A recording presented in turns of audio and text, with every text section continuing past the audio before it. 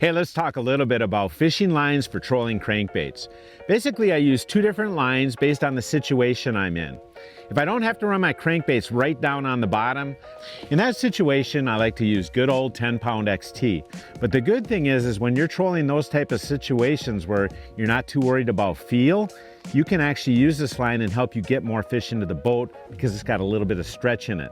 So when that fish throws its head around, it'll actually give a little shock absorption and keep the fish on the line. Now, if I'm fishing my crankbaits tight down on the bottom, then I go to Fireline. 10-pound test Fireline is really good because it's no stretch. And in that situation where you got to have that crankbait down there, you got to monitor that bait. You got to be able to see that bait running on the rod tip. That no stretch line is going to allow you to do that. Now, in both of these cases, maybe you got to run a little bit deeper than that line will let you go. For monofilament, what I like to use is snap weights. Just simply run one of these right ahead of the snap weight, about 50 feet.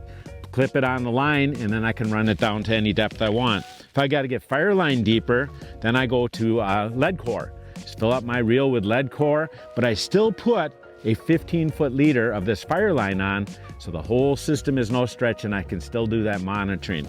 Now, one of the nice things about all of these is that you can go to what's called the Precision Trolling app. It's right on any smartphone.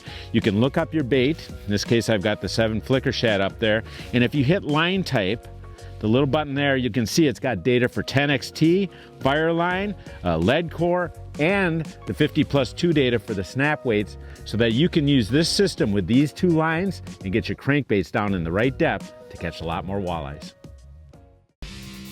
Thanks for watching. Hit the subscribe button and click on the bell to stay up to date with the latest tips and techniques to help you get the next bite.